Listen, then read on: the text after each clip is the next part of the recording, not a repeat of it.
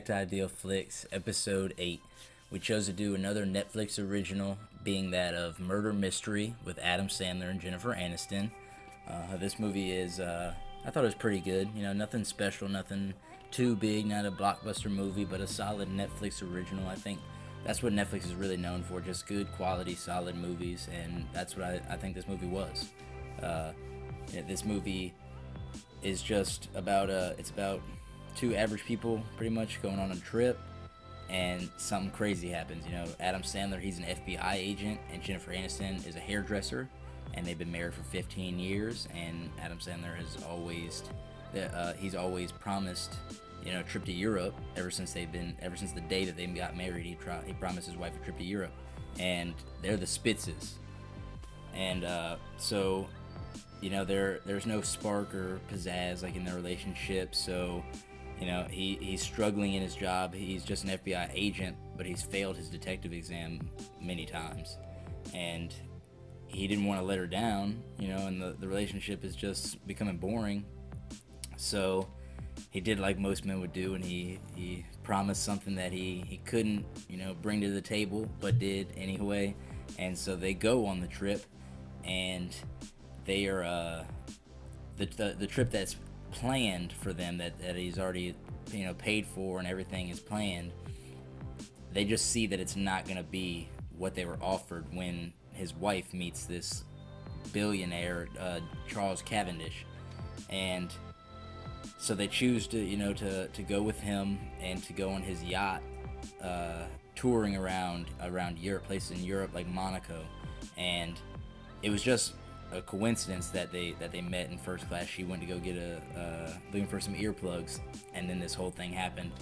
And so they choose to go on the trip with him, and so now they're on this big fancy yacht. You know, they're not really used to this lifestyle, but everybody else on the boat, when they get there, this is just an everyday thing to them.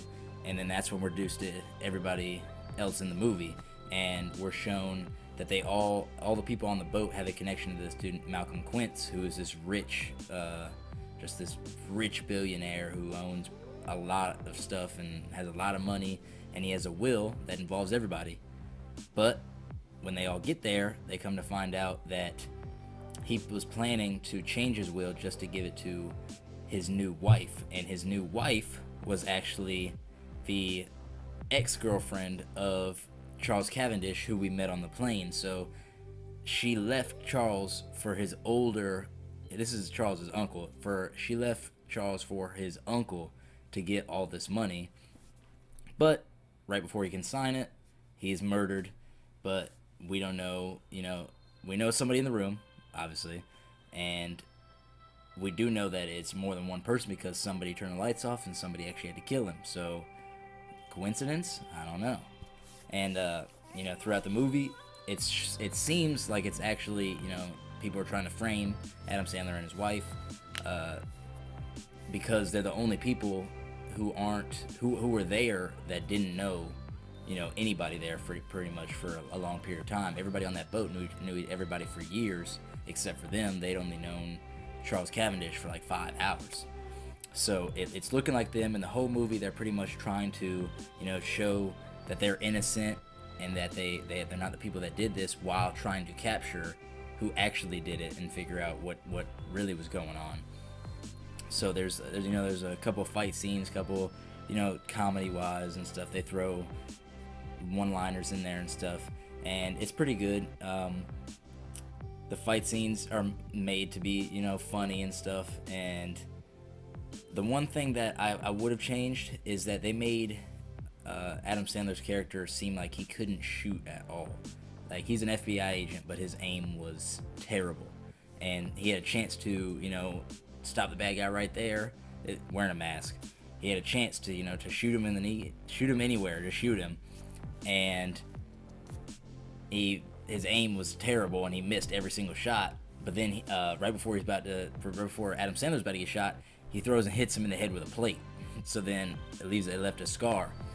And I just think that they could have made him they could have gave him some better aim. Hated on my man Adam Sandler, but I mean, it made sense to the storyline of him having bad aim, and then him throwing the plate so that they could eventually catch the killer who had the cut on their head. It all wrapped up. It all made sense. Yeah, it was a funny movie. It ends with them finding out who the killers were, and them being like rewarded by the French police of this. You had to do this. Was supposed to be your honeymoon, but you ended up having to solve a murder. So here is something that we like to offer you. And then the French police gives them this already all paid for just train ride through Europe, and pretty much a happy ending. That's what they get. Like they received that for helping out the French police. So it has like a happy ending, and the way that they wrapped it all up together, I thought it was like reference like Clue. It reminded me of Clue a lot, and it's not really who you assume it is, but there's more to it. I like the way that they did things. It was a solid movie. I give it a B minus. Nothing really like special, like I said at the beginning, but it was just a solid Netflix original, and I think Netflix is known for their quality, good movies like that, and Adam Sandler always comes to the table with it.